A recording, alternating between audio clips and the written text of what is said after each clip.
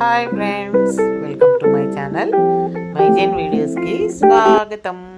ఇవాళ హోమ్ కుకింగ్లో chicken recipe. ఇవాళ చికెన్ రెసిపీ ఎందుకంటే సండే స్పెషల్ ఒకటి.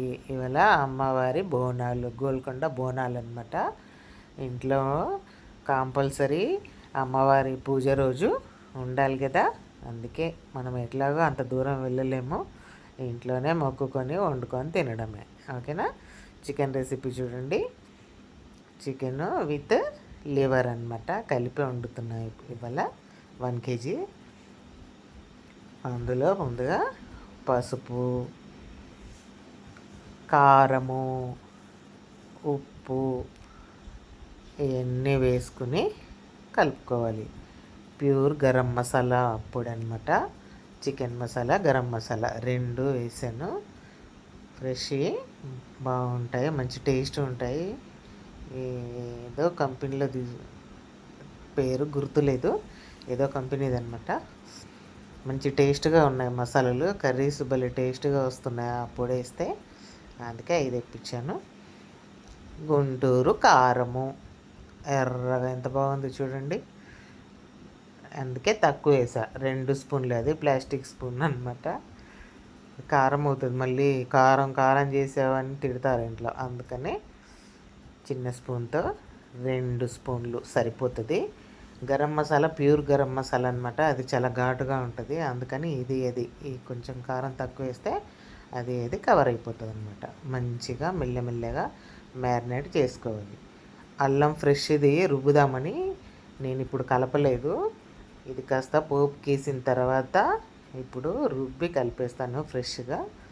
పాతది ఉంది కానీ వేయలేదు. ఈ మటన్ చికెన్కి మనం అప్పటికప్పుడు రుబ్బి వేసుకుంటేనే అల్లం వెల్లుల్లి పేస్ట్ కర్రీస్ భలే టేస్టీగా వస్తాయి అన్నమాట. మంచి సువాసన ఉంటుంది వాటికి. అందుకే వీలైనంత వరకు కచ్చాపచ్చాగా దంచైనా వేసుకోవచ్చు, అదొక టేస్ట్ వస్తుంది అనమాట. ఫ్రెష్ అల్లం వెల్లుల్లి పేస్ట్తోని ఇట్లా మెల్లమెల్లగా కలుపుకోవాలి.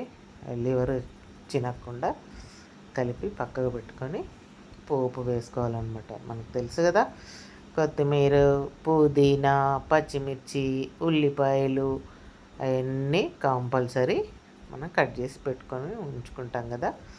పోపులో అవన్నీ వేసుకొని అందులో చెప్పాను కదా, సాజీరా మాత్రం కంపల్సరీ వేసుకోవాలి పోపులో. మంచి టేస్ట్ ఉంటుంది అనమాట.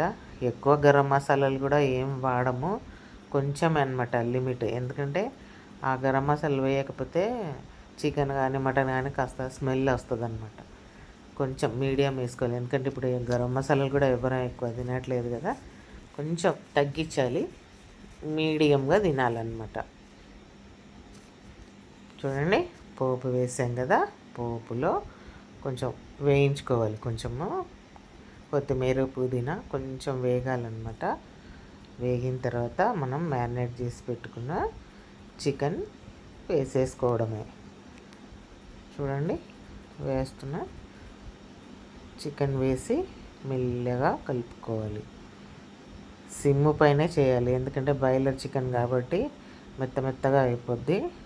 సిమ్ మీద నిదానంగా కర్రీస్ చేయండి, సూపర్గా ఉడుకుతాయి, మంచిగా టేస్ట్ వస్తుంది అనమాట కర్రీస్కి కూడా. ఎమర్జెన్సీ అని కాస్త హైలో పెడతాం కదా, అది తొందరగా కూడా మెత్తగా అయిపోయి ఒకలాంటి టేస్ట్ అయిపోతుంది, మారిపోతుంది టేస్ట్. అందుకని సిమ్ పైన నిదానంగా ఉడికించుకోవాలి కూరలు ఏవైనా. మటన్ అంటే మనం కుక్కర్లో వండుతాం కాబట్టి అది నాట్ ఓకే.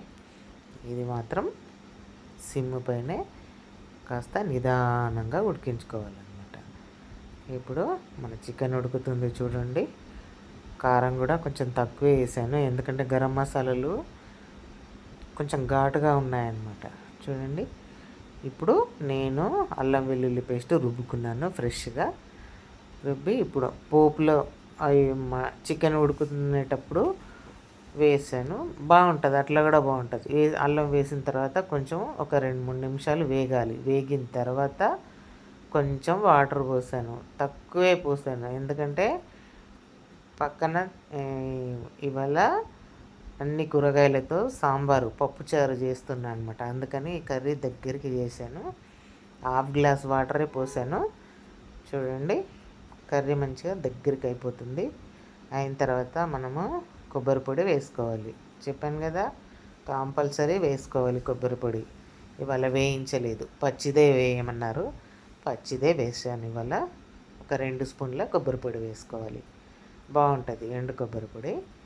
ఆ పొడి వేసుకొని కొంచెం వేగిన తర్వాత మనము సన్నగా కట్ చేసి పెట్టుకున్న కొత్తిమీర మన ఇష్టం. నేనైతే బాగా వాడతాను కొత్తిమీర.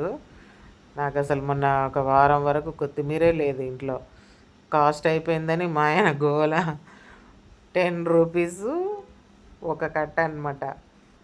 అది నాకు ఏం అసలు బాగా వేస్తాను నేను ఆకుకూరలు. ఇవి బాగా తినాలన్నమాట మనం, కొత్తిమీర, మెంతికూర, పుదీనా.